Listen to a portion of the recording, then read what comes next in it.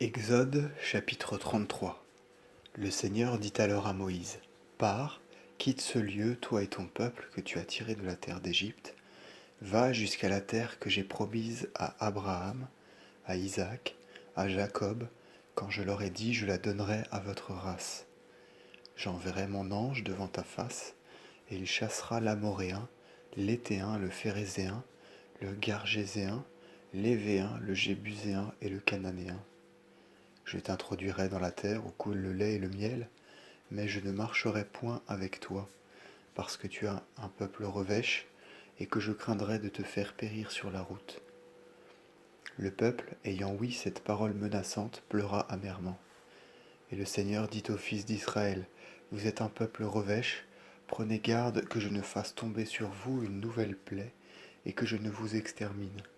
Quittez donc vos vêtements de gloire et votre parure, et je vous montrerai ce que je veux faire pour vous.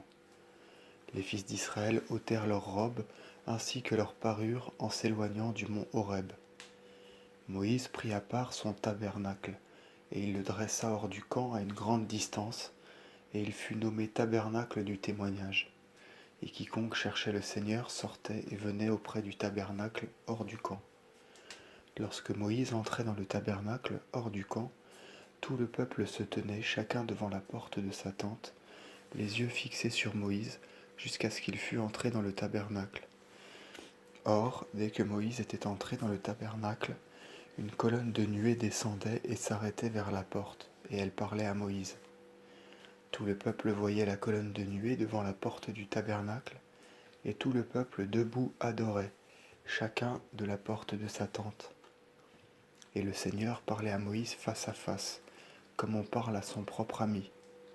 Moïse revenait ensuite au camp, et son serviteur Josué, jeune homme, fils de Nun, ne sortait pas du tabernacle. Moïse dit au Seigneur, vous m'avez dit, conduis ce peuple, et vous ne m'avez point montré celui que vous m'enverrez pour m'accompagner. Mais vous m'avez dit, je te connais, avant tous les autres, et tu as trouvé grâce devant moi. Si donc j'ai trouvé grâce devant vous, montrez-vous à moi, que je vous voie véritablement, afin que réellement je trouve grâce devant vous, et que je sois assuré que vous avez choisi pour votre peuple cette grande nation. Et le Seigneur répondit, moi-même je marcherai devant toi, et je te ferai trouver le repos. Moïse reprit, si vous-même ne marchez point avec moi, ne me faites pas partir d'ici. Comment en effet sera-t-il manifeste que moi et le peuple avons trouvé grâce devant vous, si vous ne marchez pas avec nous? Mais si vous m'accompagnez, moi et votre peuple, nous serons glorifiés aux yeux de toutes les nations qui sont sur la terre. Le Seigneur dit alors à Moïse, je ferai ce que tu demandes, car tu as trouvé grâce devant moi, et je te connais avant tous. Moïse ajouta, montrez-vous donc vous-même à moi. Et le Seigneur reprit, je passerai devant toi dans ma gloire, et je prononcerai mon nom, le Seigneur. Devant toi j'aurai pitié de qui j'aurai pitié, et je ferai miséricorde à qui je ferai miséricorde. Et le Seigneur ajouta, tu ne peux voir mon visage, car nul homme en voyant mon visage ne vivra.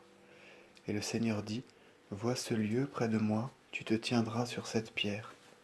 Lorsque passera ma gloire, je te mettrai dans l'enfoncement du rocher, et je t'ombragerai de ma main jusqu'à ce que j'aie passé.